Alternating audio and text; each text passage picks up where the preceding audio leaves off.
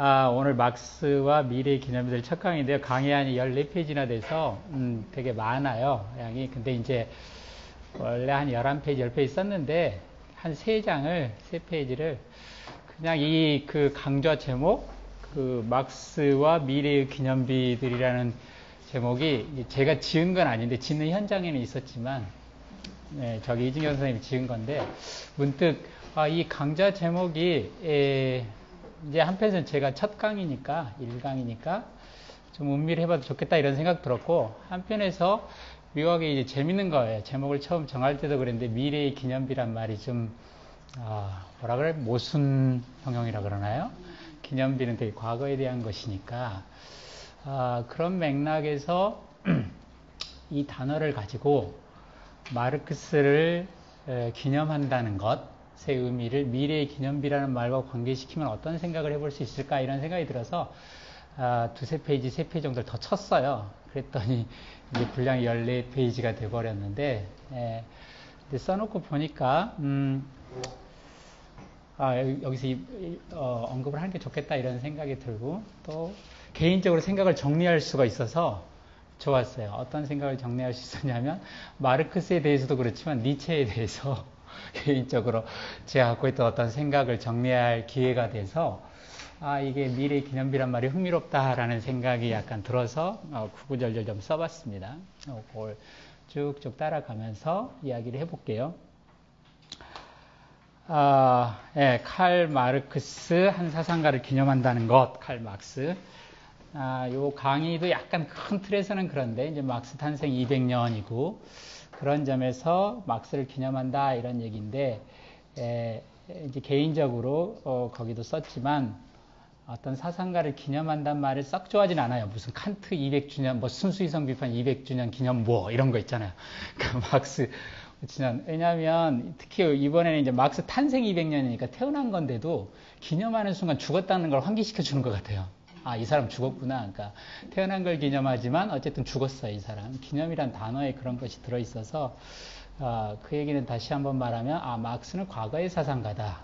그리고 무려 200년이나 떨어져 있으니까 19세기 사상가다. 그러니까 나는 21세기에 살고 이런 느낌들이 그렇게 좋지 않아요, 책 읽을 때. 특히 이제 제가 주로 읽는 사람들이 19세기라 마르크스도 그렇고 니체도 그렇고 19세기 사람들을 종종 읽어서 그런지 문득 옆에서 환기시켜주는 것처럼 너 되게 옛날 사람 공부한다? 이렇게 환기시켜주는 것 같아서 썩 그렇게 좋지는 않습니다. 특히 마르크스는 그래요. 막스는 저한테 200년이 없었으면 좋겠고 저한테 시간은 한 30년 정도의 시간으로 와 닿습니다. 30년 정도. 지난번 여기서 칼 막스 자본을 읽자 가지고 다시 자본을 읽자 강좌를 여기서 강연을 했었는데 그때도 말씀드렸지만 서구에서의 시간은 어쩐지 모르겠는데 한국에서의 막스와 저 사이에 벌어진 시간은 저한테는 90년부터 지금 한 28년 한국 사회로 보더라도 물론 이제 해방 전후에 막스에 대한 인식이 분명히 있었고 주요한 사상가들이 있었지만 적어도 제가 그분들의 영향을 받을 수는 없었으니까 제가 받은 영향하에서는 한 30년 정도의 시간 정도로밖에 안 보이는데 어쨌든 200년 기념한다는 말은 상당히 거리감이 있습니다. 그래서 이제 쭉 봤더니 우리나라도 뭐 몇 개 책도 기념해서 나오고 기사가 전혀 없었던 건 아닌데 그래도 막스 순전히 개인적인 팬심에서 하는 말인지 모르겠지만 생각보다는 별로 기념 안 하네 라는 느낌. 막스는 조금 더 써들썩해도 되는데 그걸 좋아하진 않지만 그냥 그런 게 객관적 비중이라는 게 좀 있지 않나 이런 생각이 좀 드는데 근데 이제 찾아보자면 어쨌든 200주년 기념으로 5월 5일 날 200주년이잖아요. 탄생으로 따지면 그때 이제 쭉 기사들이 여러 군데 실렸더라고요. 그리고 이제 그 트리어 막스 고향 막스가 태어난 곳에서 중국에서 보낸 거대한 그 동상 막스에 그런 걸 만드는지는 모르겠는데 어쨌든 그래도 막스로 돈을 찍었던 동독보단 나은데 마르크스 100마르크 원래 동독 100마르크가 막스 우리 세종대왕이 10,000원인 것처럼 마르크스가 100마르크 아마 지폐 얼굴이었을 거예요. 동독에 제 기억이 왔다면. 근데 그거보단 좀 나은데 어쨌든 동상 세우는 게 이 비판의 사상가한테 어울리지는 않는데 어쨌든 일 벌이기 좋아하는 사람들이 세상에는 많고 항상 핑계를 삼기를 좋아하니까 막스 200년도 핑계거리는 좋죠. 그래서 됐고 요번에는 유럽 집행위원회 위원장도 가서 막 축사하고 떠들썩했던 것 같습니다. 그리고 신문 기사들 봐도 되게 우호적이고 막스에 대해서 심지어 이것도 좀 기분이 썩 좋지는 않아요. 언제부터 우호적이었다고 뭐 이런 건가. 무슨 말이냐면 이제 칭찬해도 얘가 살아날 이유는 없으니까 칭찬하는 느낌이랄까. 안전하니까 덕담을 해도 그러지 않나 이런 생각 들고, 또 한편에서는 꼭 그렇게 삐딱하게 볼 건 아니고 뭐 그런 얘기가 있더라고요. 흥미롭게 막스가 자본주의, 주로 이제 하는 얘기가 막스의 자본주의 예언은 틀렸지만 안 망했다 이거죠. 그리고 그렇지만 자본주의의 원리라 그럴까. 그래서 그 표현이 재밌었는데, 페이스북이 출연하는 건 내다보지 못했지만 페이스북의 사업 모델의 핵심은 파악하고 있었다, 마르크스가. 그러니까 이런 이제 방식. 그래서 막스는 훌륭하다 뭐 이런 거죠. 오늘날 자본주의 구체적 모습은 예상할 수 없었지만 어쨌든 그 핵심 원리는 이해했다 뭐 이런 이야기. 또 그 언제보다 막스가 필요해. 꼭 항상 이런 200주년 되면 항상 이런 얘기죠. 항상 그 사람이 그립고 지금이야말로 그 사람이 필요한데 뭐 이런 얘기들이 항상 있는데, 이게 이제 부의 양극화라 그럴까, 이런 계급 전쟁이란 말을 이제 스스럼 없이, 예전에 폴 크루그만도 언젠가 그때 아큐파이 운동 있을 때 그런 표현 썼는데, 미국에서 이제 클래스 워라는 말도 생각해 볼 때가 됐다는 식으로 그렇게 이제 노벨상을 받고 주류 경제학 중에 뭐 평가야 주류라 볼 수 없을지 모르겠지만, 그래도 어쨌든 큰 넓게 봐서 주류 경제학자의 말에서도 계급 투쟁, 계급 전쟁이란 말이 나올 정도의 상황이니까, 지구적 수준에서 노동자와 자본가계고 혹은 뭐 다른 뭐 프롤레타리아와 부르주아, 어쨌든 양극화로 상징되는 계급 전쟁이 글로벌 수준에서 나는 지금이야말로 막스의 사상 분석이 더 생생하다, 이런 이제 기사가 실렸더라고요. 1, 2번 주석을 달아놨는데 이게 성하고 이름을 바꿔놨네요, 제가. 위치를. 어쨌든 인디펜던스, 영국 그 신문에 실렸던 건데요. 근데 이제 꼭 기념한단 말을 개인적으로 그렇게 좋아하지는 않는데, 꼭 기념을 해야 된다면, 특히 무엇보다 막스라는 사람을 기념해야 된다면, 저는 꼭 이 물음을 던져보고 싶은데, 한 사상가를 기념한다는 건 뭐냐고 하는 말을 던져보고 싶습니다. 그런데 흥미롭게도 막스 자신이 영광된 과거의 어떤 인물이나 사건을 기념하는 방식, 두 가지 방식에 대해서 언급을 해놓은 바가 있죠. 그 유명한 브루메르 18일의 문장이시죠. 역사는 뭐 두 번 반복된다. 한 번은 희극으로, 뭐 한 번은 비극으로, 한 번은 희극으로. 해겔 인용하면서 그런 얘기를 한 적이 있는데, 이제 비극, 희극 이런 얘기를 했지만 그냥 희극부터 보자면 그거니까. 하나는 이제 그 얘기를 한 것은 그 브루메르 18일이 루이 보나파르트라고 하는 나폴레옹의 이제 조카죠. 그리고 50년에 대통령에 당선됐나? 51년에 황제에 취임하고 71년 그 파리 공연 때, 보불 전쟁 때 프로이센한테 잡혀가지고 비스마르크가 잡혀서 어마어마한 전쟁 배상금을 치러야 했던. 그래서 어떤 사람은 프랑스 자본주의가 비약적으로 성장한 그때 보들레르나 뭐 이런 사람들이 있던 시기 아닌가? 하여튼 그 파리가 유럽의 수도라고 막 떠들썩하던 그 시대를 이끌었던 프랑스의 황제죠. 뭐 대통령이었다가 황제였다가 한 사람인데, 그 사람한테 마르크스가 했던 이야기인데요. 그는 희극적 반복이다. 왜냐하면 아마 이름도 고쳤을 거예요. 원 이름이 아니라 조금 고쳤어요. 그 나폴레옹을 연상시키려고 루이 보나파르트라고 조카인데, 마치 예전에 박근혜 대통령이 그 올림머리 해가지고 그 엄마 모습하고 비슷하게 한 거랑 비슷한 거죠. 즉 패션의 코드 중에 하나를 갖다 쓰는 거죠. 그리고 옷을 그런 거 입고, 그래서 이름을 빌려오고, 프랑스의 영광의 재현이라고 하는 문구를 빌려오고, 그리고 의상을 빌려오고, 이런 식으로 빌려와서 반복하는 것. 즉 삼촌, 과거에 있던 삼촌을 불러들여서 어떤 의미에서 기념이지만 또 한편에서는 그 영광을 재현한다는 식으로, 그 삼촌을 불러오는 이유는 현재의 자기 자신을 가리기 위해서죠. 삼촌을 봐야 되지. 사람들이 자기를 보면 안 돼요. 자기한테 삼촌을 봐야지. 자기 자신을 보면 안 되고, 자기 이해관계를 보려고 하면 안 되고, 오로지 삼촌을 봐야 하고, 거기서 영광된 프랑스의 어떤 판타지를 봐야 하기 때문에, 그렇기 때문에 여기서는 삼촌이 영혼 없이 불려오는 거죠. 이름으로 불려오고 문구로 불려오고 의상으로 불려오는, 그래서 이것이 바로 희극적 반복이다라고 마르크스는 말했던 것이고, 비극적 반복에 대해서는 세계사의 어떤 새로운 장면을 연출하려고 하는 사람들은 실제로 과거를 자주 불러오는 것이 있다. 근데 이것은 이제 비극적 반복은 되게 진지한 반복인데요. 이를테면 거기 되어 있지만 루터는 바울을 불러왔다. 그러니까 바울의 그 정신을 가지고 왔던 거고 종교개혁을 했던 것이다 라고. 그때 그는 바울이 입었던 옷을 막 똑같이 입으려고 했던 것도 아니고 바울의 이름이란 이걸 흉내내려고 했던 게 아니라 바울의 정신을, 다시 말해서 일종의 초혼이죠. 그 영매가 이렇게 그 귀신 불러오듯이 루터는 바울을 불러왔던 것이고 바울이 했던 일을 자기도 할 수 있다라고 하는 그런 의미에서 죽은 유령을 자기에게 깃들게 하는 것, 이것이 비극적 반복입니다. 마르크스는 이것을, 그러니까 즉 바울을 현재 유통시키려고 한 게 아니에요. 루터는.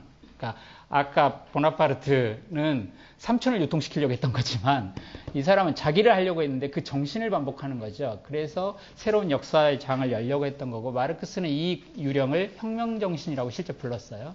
혁명을 가능하게 했고, 어찌 보면 삼촌 나폴레옹, 그러니까 첫 번째 나폴레옹도 고대 로마 공화정을 불러들일 때, 혹은 그때 나중에 황제를 불러들일 때 이런 식의 그들의 정신을 똑같이 하려고, 물론 뒤에 이제 황제 흉내는 내지만 앞에 혹은 부르주아 혁명가들, 1789년 혁명가들도 이런 의미에서의 초혼이 있었죠.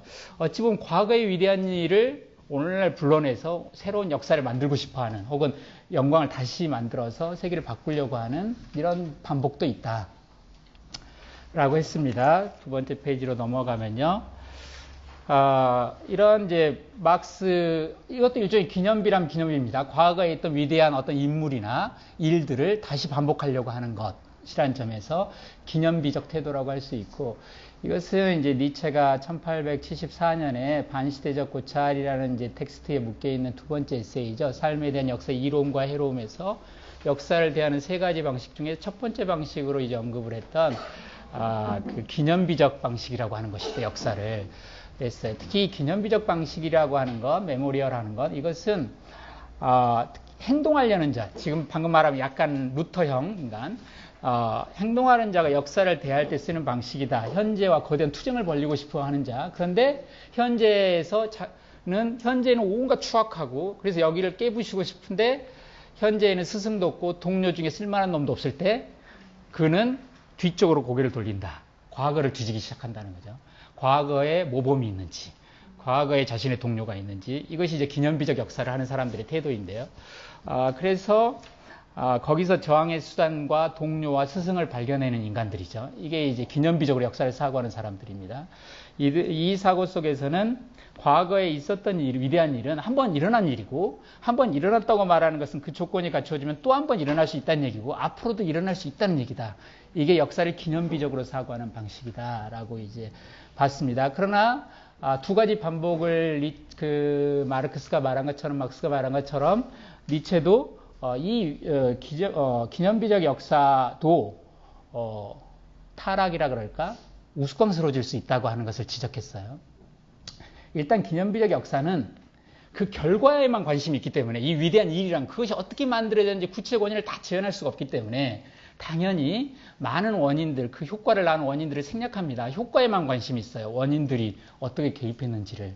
그 결과만 치운 거죠. 예전에 우리 2009년 그 촛불 집회할 때 어게인 1987 막 할 때 1987을 낳은 걸 하지 못하고 그 효과만, 어마어마한 사람들이 모여서 그 6.29 선언을 끌어냈던 그것만 갖고 싶은 거고, 그때 하나의 상징으로 넥타이 부대가 있었고 아침 이슬이 있었다. 그래서 두 가지를 따오는 거죠.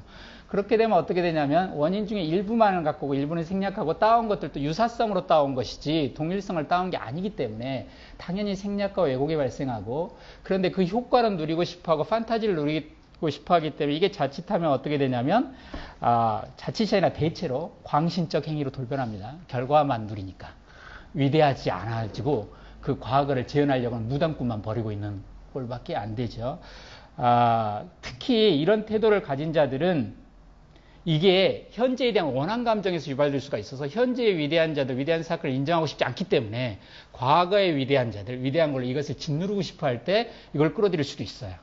즉 현재의 위대한 것을 독살해버리고 싶을 때 과거의 부양은 뭐 네가 뭐라고 라는 식으로 이렇게 눌러버릴 수가 있고, 이거를 니체는 뭐라고 했냐면 죽은 자로 산 자를 묻어버리려고 하는 행동이다라고 그랬어요. 죽은 자를 가지고 산 자를 묻어버리려고 하는 행동. 특히 이 경우에 위대한 능력도 없는 애가 위대한 것을 애호할 때 큰 문제가 생긴다 그랬어요.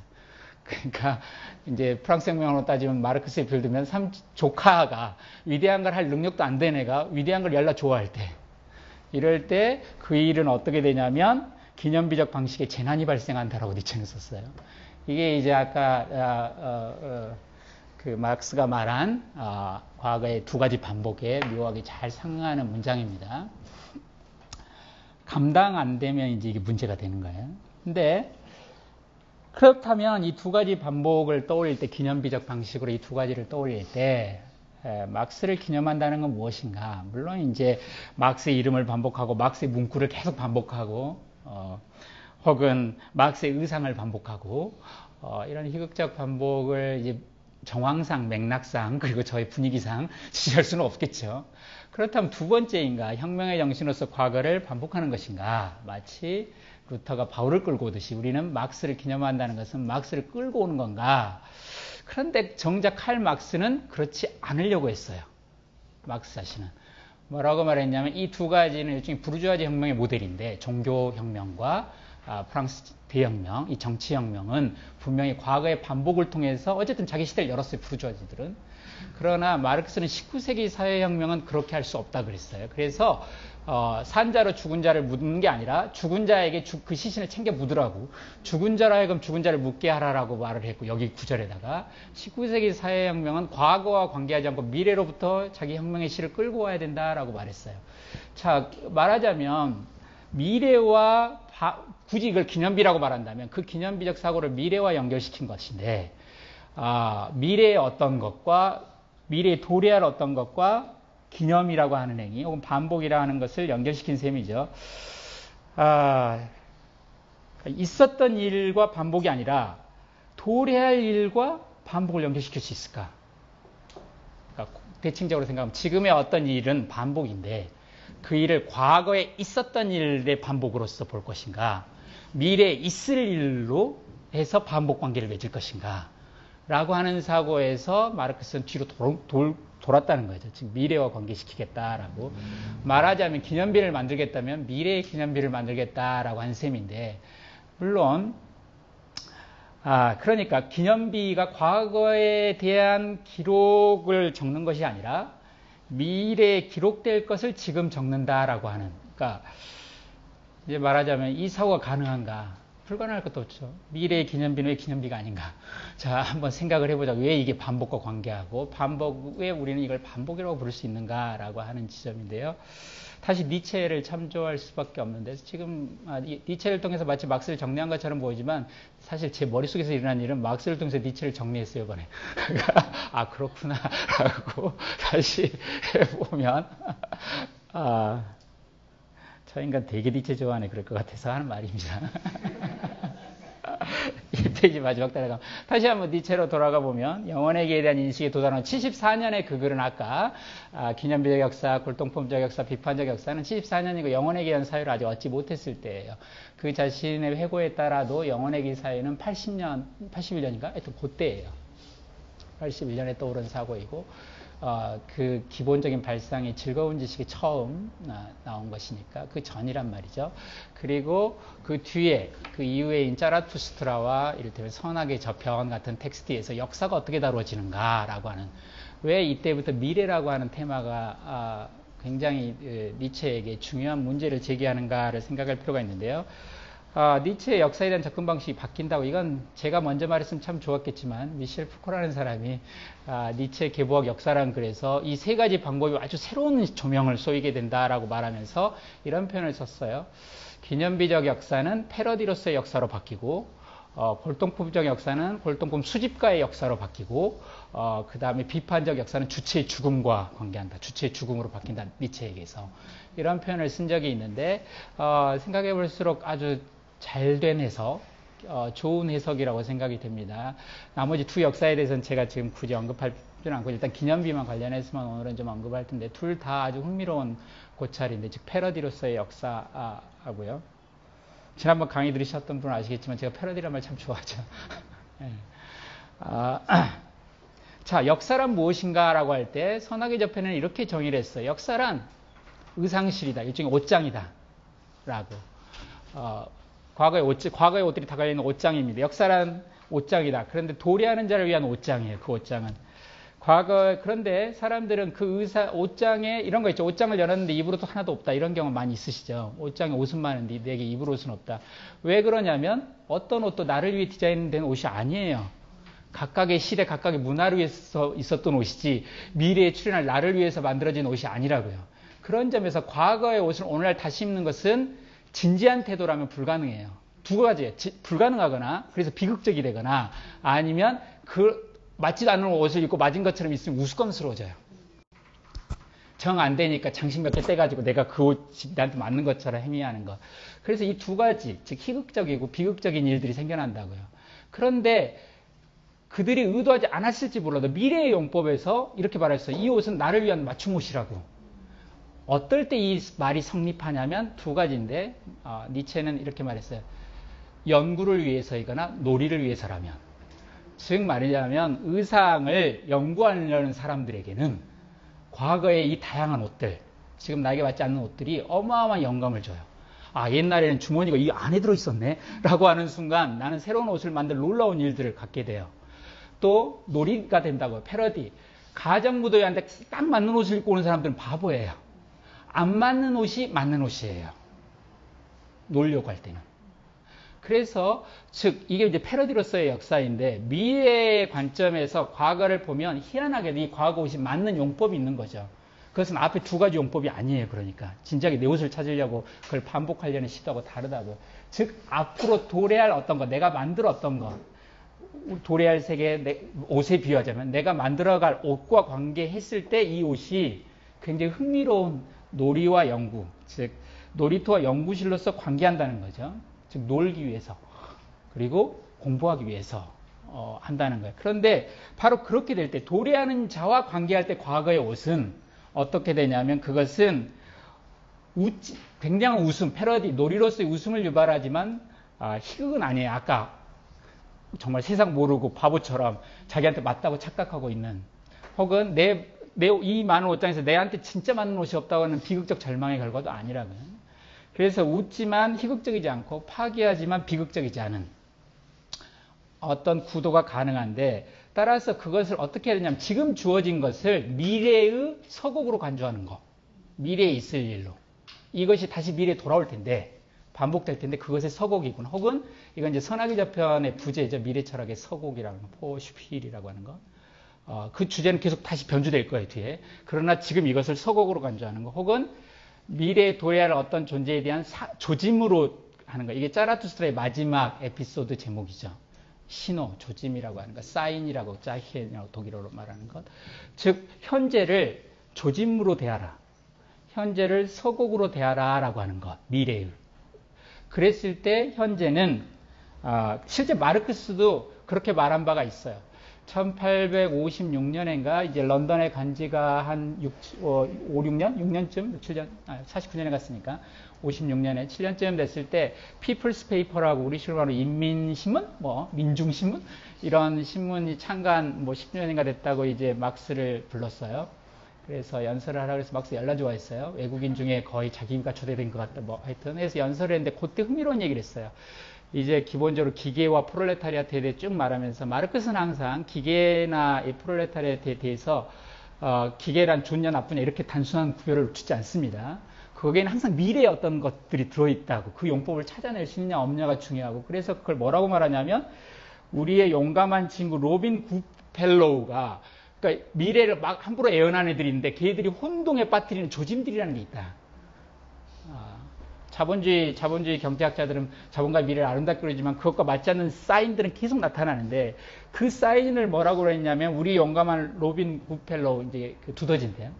항상 막스에게 혁명의 이미지를 제공하는 훌륭한 공병이라고 막스가 부르는 그 공병이 조짐이라고 하는 흔적을 남긴 거예요. 다시 말해 혁명인데 혁명이 흔적을 남겨놓은 게 우리에게는 조짐으로 나타나는 겁니다. 그 애가 어디서 왔을까요? 혁명이? 미래에서 온 거죠. 즉 조짐이란 미래가 현재에 남겨준 흔적이에요. 흔적은 물론 우리는 과거의 것이 남긴 거에 대해서만 씁니다. 그런데 과거가 남긴 것이 흔적이라면 미래가 남긴 것을 조짐이라고 말할 수 있어요. 그것은 같은 말이에요. 조짐과 흔적은. 다시 말하면 미래도 흔적을 남깁니다. 그랬을 때 그 흔적을 남긴 것, 흔적과 미래 사이의 관계라고 하는 것. 그것이야말로 반복의 미래적 용법이다라고 말할 수 있지 않을까. 그래서 오늘날 다시 칼 막스를 기념한다라고 하는 것은 무엇인가 3페이지로 가면요. 그것은 과거의 사상가로서가 아니라 도래할 사상가로 기념하라. 이것만이 적어도 제가 개인적으로 혹은 우리가 권유컨대 우리가 마르크스를 기념할 수 있는 하나의라고 말하는 게 옳지만 신정적으로는 유일한 방식이다라고 말할 수 있을 것입니다. 다시 말하면 막스의 텍스트를 도래할 책의 머릿말로 읽는 거, 그리고 도래할 노래의 서곡으로 읽는 거, 그리고 도래할 사건의 전조로 읽는 거. 이것이 한 사상가를 기념하는 말이고, 다시 니체에 돌아가면 니체는 이런 말을 했어요. 나는 아직 태어나지 않았다라고. 이미 죽은 사상가가 나는 아직 태어나지 않았다라고 말하는 걸 이해할 수 있는가? 이게 미래의 기념이란 말을 이해하는 거라고 생각해요. 무슨 말이냐면 이미 죽었지만 아직 태어나지 않는 사상가를 이해하는 문제. 이것이 우리가 미래의 기념비에 대해서 할 수 있는 말이고, 칼 막스를 기념한다면 그렇게 독해할 수 있는가? 마르크스를 과거에 대한 어떤 해석으로서가 아니라 도래할 어떤 것에 대한 일종의 프로그노시스, 다이아그노시스가 아니라 프로그노시스. 이걸 뭐라 그러죠? 진단인데 지구 속에서 미리 말해주는 거. 너 증상 보니까 저녁에 어떻게 되겠다 하고 말해주는 것 속에서 지금 것을 읽는 거. 실제로 짜라투스트라도 그렇게 해서 그 책이 끝나죠. 위브맨 씨는 출연하지 않지만 정오의 시간 아직 오지 않지만 온다라고 하는 예고 속에서 그것이 되거든요. 이것을 종교적으로 말하면 이제 선지자의 언어죠. 메시아를 기다리고 있는 선지자가의 말. 근데 이제 뭐 니체도 하는 말처럼 모든 선지자의 참되단 말은 좀 다운표를 차겠지만 이제는 크리틱, 비판가이고, 비판가란 무엇보다 있는 걸 부순다는 의미에서가 아니라 조짐을 읽는다라고 하는 것 속에서 파악을 해야 된다. 그렇게 오늘 제가 말한 게 그럼 그걸 읽느냐? 예. 그렇게까지 말할 수는 없죠, 차마. 거기다 써놨지만. 이제 그것은 태도이자 자세이고, 시도이고, 이지 오늘 그래서 오늘 미래의 박스가 나오는구나, 막 이렇게 보시면, 저한테는 개인적으로 고맙단 말을 하겠지만, 객관적 사실에 부합하지 않습니다. 왜 니체는 그토록 시도와 노력에 대해서 그렇게 많은 말을 했는가? 굉장히 재밌는 말이에요. 페어즈우켄이란 말이 재밌어요. 페어즈우켄은 시도한다는 뜻인데, 페어즈우코가 유혹자이거든요. 미래는 항상, 니체는 스스로 이런 말 한 적도 있어요. 철학 같은 건 갖지 말라고. 대신 유혹하는 목소리에 귀를 기울이라고. 그게 훨씬 낫다고. 철학 같은 거 개똥철학, 그래서 책에 세워가지고, 꼰대 되지 말고, 어떤 말을 건너오거든. 그것에 귀를 기울이는 거 있잖아요. 그게 유혹에 빠지는 거고, 디오니소스라는 신을 항상 그렇게 불렀어요. 유혹자라고. 디오니소스는 우리에게 유혹하는 말, 우리에게 호기심을 유발하는, 큐리오시티. 호기심을 유발하는 말, 나를 자꾸 길게 만드는 어떤 것이 온 말이고, 우리는 그것에 귀를 기울이는 걸 시도라고 할 수 있어요. 페어즈우켄이라고. 그런 점에서 또 제가 제 얘기를 좀 과장하고 있는데, 제가 하나 시도라 그러는 것도 막 의미를 그런 정도는 아니고 그냥 시도이고, 이때 세울 수 있는 독해의 하나의 원칙, 우리가 막스의 텍스트를 앞으로도 다음 주도 있고 그 다음 주도 계속 읽어갈 텐데, 저 그냥 개인적 다짐으로, 왜냐하면 이제 저는 마르크스 이제 공부하기 시작한 사람이니까 하지마자면 원칙은 딱 하나, 최대한으로 읽어내기. 여기서 최대한이라는 것은 텍스트의 양을 말하는 게 아니라 해석의 폭. 최대한으로 읽어야 된다. 무슨 말이냐면 어떤 불합리성에 봉착하지 않는 한, 텍스트 안에서 불합리성에 봉착하지 않는 한 계속 밀고 가보기. 어디까지 밀고 가느냐? 어쩌면 과거의 막스가 죽을 때까지. 그래서 막스를 극복한 막스가 나올 때까지. 그리고 그 죽음이 슬픔이 아니라 기쁠 때까지.